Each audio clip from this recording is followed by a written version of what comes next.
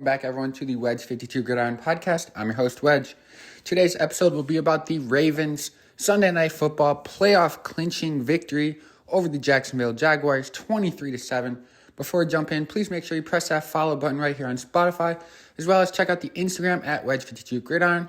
Follow both of those and share both of those with your fellow Baltimore Ravens fans. Help the Wedge 52 Gridiron brand grow. Let's jump in right away with the offensive player of the week this week. Lamar Jackson, 14 of 24 completions, 171 passing yards, 1 passing touchdown, and 1 interception, as well as 12 rushes for 97 yards on the Sunday night victory for the Baltimore offense. The stats don't show it all for Lamar in this game. He was all over the field, buying time from struggling offensive line. They struggled against Jacksonville Jaguars, and Lamar Jackson, scrambled, got out of a lot of broken tackles in the backfield that would have been sacks, and then made some miraculous throws after evading defenders for 7, 8, 9 seconds multiple times throughout the night in the victory. So definitely Offensive Player of the Week goes to Lamar Jackson this week. Defensively this week, Kyle Hamilton gets Defensive Player of the Week here with 7 tackles and a couple of pass deflections. One of them critical in the back of the end zone that pretty much saved a touchdown. Touchdown went into review. Was he in? Was he out? I think his toes were out by the time he gained possession of it.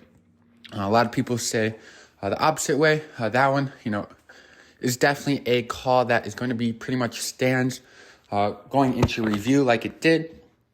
Challenged by that Jaguars team. They were unsuccessful as the call stand on the field of no touchdown.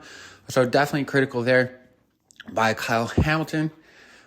Saving the touchdown on the drive.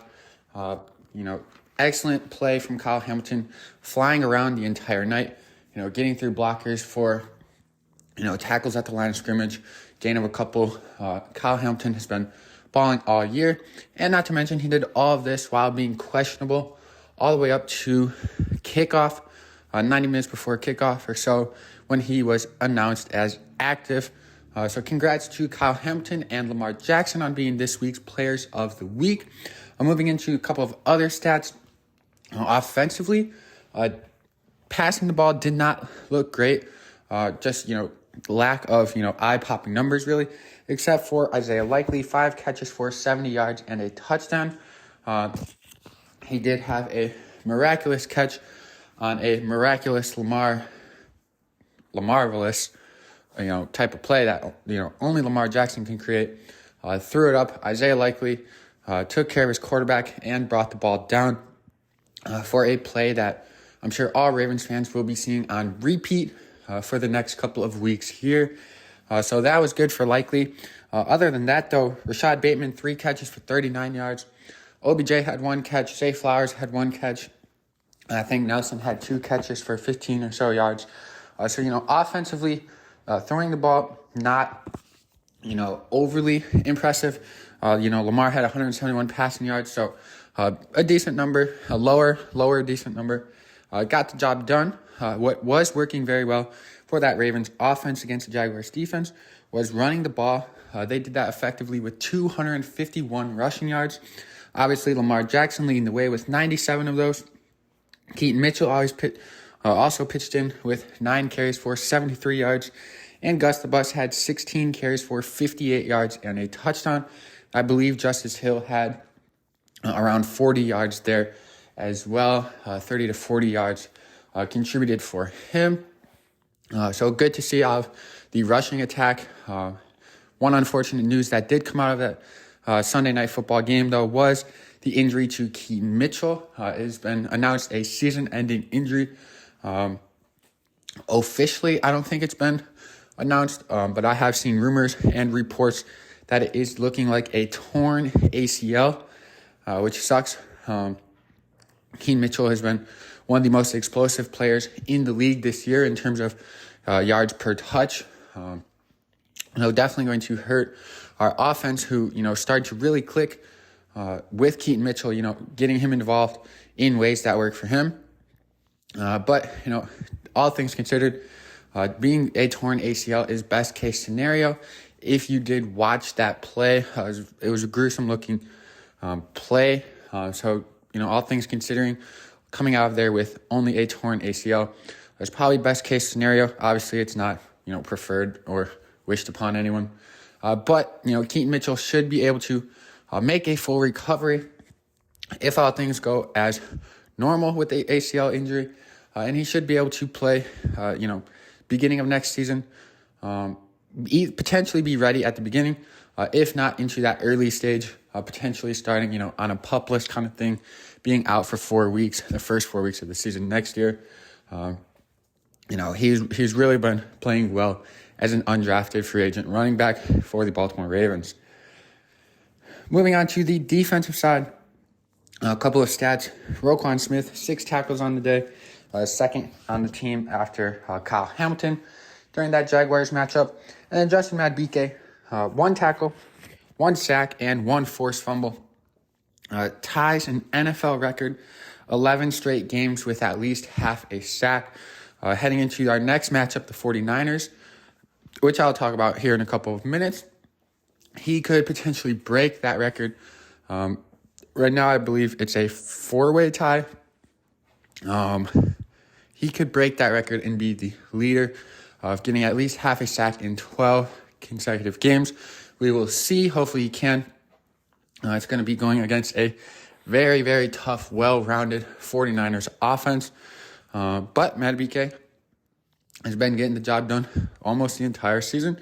Obviously, 11-game streak. We've played 14 games. So who's to say it cannot continue against the San Francisco 49ers? And then, just a couple of quick stats for that Jaguars offense. Trevor Lawrence was 25 for 43, 264 yards, a touchdown, as well as 4 rushes for 41 yards, and quite frankly, an embarrassing fumble. Nothing even happened. He just dropped the ball. And then Jamal Agnew, 2 catches for 70 yards and a touchdown. That Ravens defense, 5th game of the season, allowing 10 points or less. Absolutely incredible. Leads the league in games of allowing 10 points or less. I believe the second place team, I think 2 teams are tied with 3, and 1 team potentially has 2, something along those lines. I know for sure the Ravens are leading with those 5, and second place has 3. Moving into our next opponent, the Baltimore Ravens play next on Christmas Day, Monday Night Football in San Francisco against the San Francisco 49ers. It's going to be a battle of the 2 top teams in the league, according to my rankings, according to many people's rankings, potentially almost everybody's rankings. 49ers and Ravens, Monday Night Football on Christmas Day, prime time. It's going to be a very, very good matchup. We're hoping, obviously, all of us, I would assume majority of us listening to this, cheering for the Ravens, hoping they can pull it out and really show kind of what, Baltimore is made of. And then I believe, that'll help us even further in toward clinching that first seed. Obviously doesn't matter yet.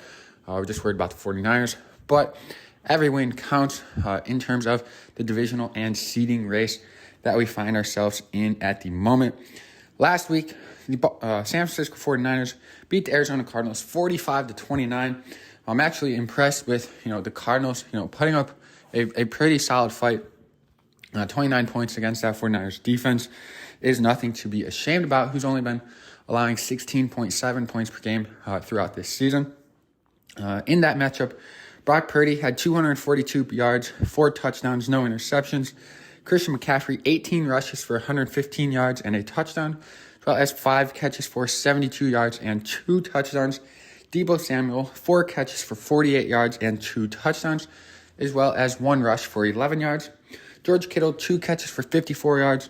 Brandon Ayuk, 3 catches for 37 yards. Fred Warner, 9 tackles, half a sack, and a forced fumble. Like I mentioned, that offense is very, very well-rounded.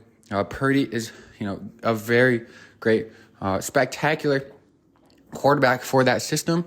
And he is, a solid quarterback makes the smart decision, knows how to find his playmakers. Say what you want about him. He does his job very, very well.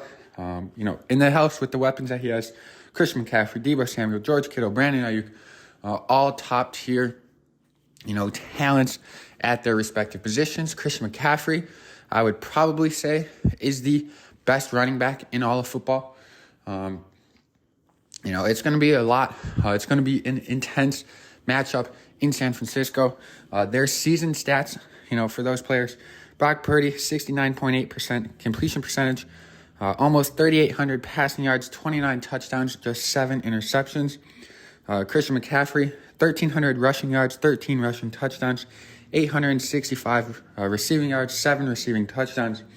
Deebo, almost 800 receiving yards, 6 receiving touchdowns, almost 200 rushing yards, 5 rushing touchdowns for Deebo. George Kittle, 865 yards, 6 touchdowns, and Brandon Ayuk, almost 1,100 yards and 6 touchdowns on the season. If it's not one player on that offense, it is another. Like I said, it's going to be a tough one. Baltimore Ravens defense has, been in the discussion for number 1 defense of the season, the entire year. Definitely top 3. I would say top 2, potentially not 2. But we're going to find out this week on Christmas Day.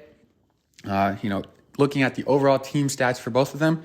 In terms of offense, Ravens are 4th in yards per game at 388, 1st in rushing yards per game at 164, 4th in points at 27.4, and 8th on third downs at 42.6. For the 49ers, they are 2nd in yards at 413 per game, 3rd in rushing yards at 140 per game, 3rd in points at 30.4 per game, and 3rd on third down at 47.9%.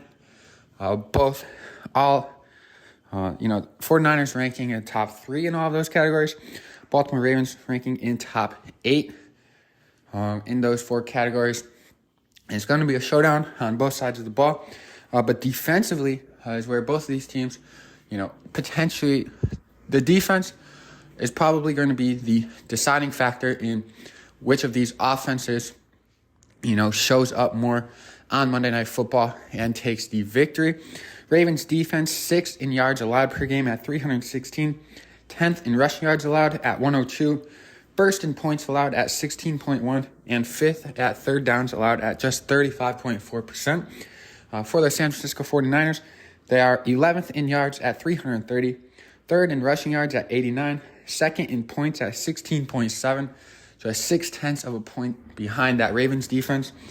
And then 49ers defense, one kind of weak spot, 22nd ranked on third down, allowing 40% of successful conversions to the opposing offense on third down.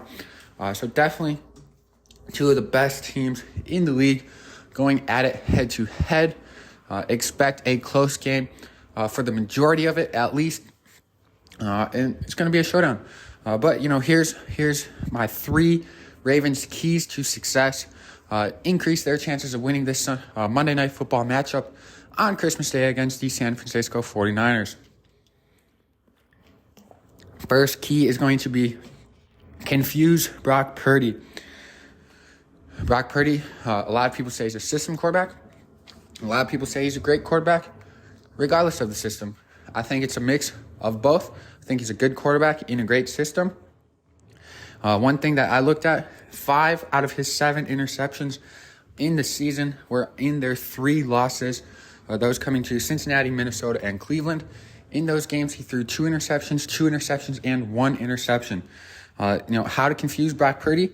It's going to be with different coverage looks, different pressures, mixing things up, playing certain looks one way in the first half versus a different way in the second half. Anything to, add a layer of thinking and processing to Brock Purdy's decision-making. He likes to do a lot of quick throws. He likes to hit Ayuk, concepts that put the corner in a, two-way go. So anything that can confuse Brock Purdy, just make him have that extra half second of processing, hopefully can help the Baltimore Ravens. Hopefully put the Baltimore Ravens in a position where Brock Purdy maybe throws the ball on the wrong side of the receiver. Maybe he thinks it's open when it's really not, and we can jump and get an interception. If the Ravens can get an interception or two, that severely increases their chances of winning. Like I said, 5 out of 7 of Brock Purdy's interceptions come in those 3 losses that the San Francisco 49ers have. My second Ravens key to success against the 49ers this upcoming week is going to be stopping Christian McCaffrey's rushing yards. We obviously know Christian McCaffrey is a dual threat running back, 1,300 rushing yards, over 800 receiving, good for over 2,000 yards from scrimmage so far.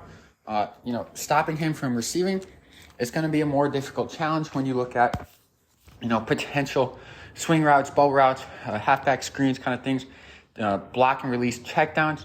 You can't always stop all of those. You can't always stop all of those opportunities for Christian McCaffrey. It's almost impossible to be able to say, hey, we're going to stop, the swing passes. Like, he's getting the ball 4 yards behind the line of scrimmage, right off the snap. Like, you can't do much about that. Obviously, if he does get those, make the open field tackle. But what is going to be important is going to be stopping him on the ground. Obviously, 1,300 yards so far this season, just about in 14 games. That's good for, quick math, 95-ish yards per game. But if you break it down, in the San Francisco 49ers 3 losses, Christian McCaffrey averaged 47.3 yards per game in those 3 losses, less than 50 yards at just 47. In their 11 wins, Christian McCaffrey averages 104.5 yards per game. That is a 67-yard difference that can, put the Ravens in a position to win the ballgame. Ravens defense 10th in the league at rushing yards allowed at just 102. So obviously we need to be below our average, preferably, on Christian McCaffrey. And then, if he gets in the end zone, a 5-yard touchdown run, I'll take that over a 50-yard non-touchdown. I'll take that over a 30-yard non-touchdown. Those explosive plays Christian McCaffrey is known to have, that 67-yard difference in yards per game is going to be very critical in terms of the Ravens' defensive success.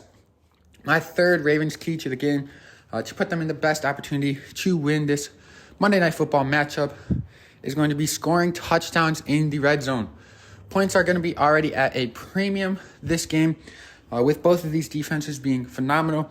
16.1 points allowed for that Ravens defense, just 16.7 allowed by that 49ers defense.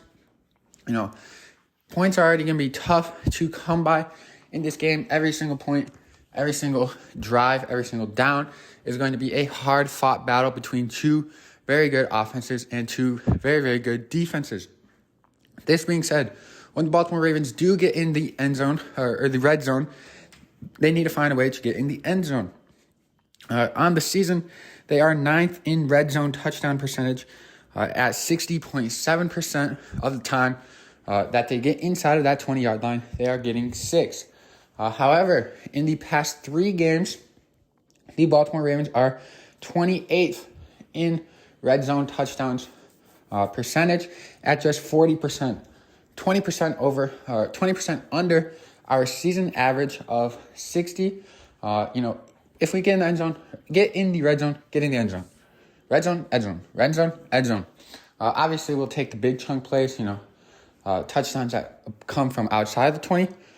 But if we do that, get that close, although we do love the GOAT, Justin Tucker, we need to get that ball in the end zone.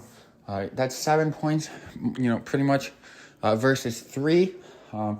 If you're only allowing, 17, just under 17 points per game, getting 7 twice is 14 out of those 17. That could be a deciding factor in terms of, the end of the game score. And obviously we want to have more points than the San Francisco 49ers as Ravens fans listening to this podcast here. So those are my 3 Ravens keys to the game. This week's matchup is going to be probably our toughest matchup so far this season. The Ravens have performed well up to this point in tough matchups, whether that be against the Detroit Lions, Seattle Seahawks, Cleveland Browns week 2, Cincinnati Bengals Thursday Night Football. Obviously, Joe Burrow got injured early in that game. And then most recently, the Sunday Night Football against the Jacksonville Jaguars. The Baltimore Ravens have the potential. They have the pieces.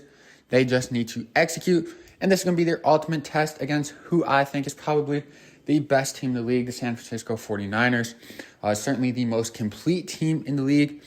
It's going to be a Monday Night Football matchup on Christmas Day. Ravens 49ers. Thank you all for listening to the Wedge 52 Gridiron podcast. If you haven't already, please make sure you press that follow button right here on Spotify, and go Ravens.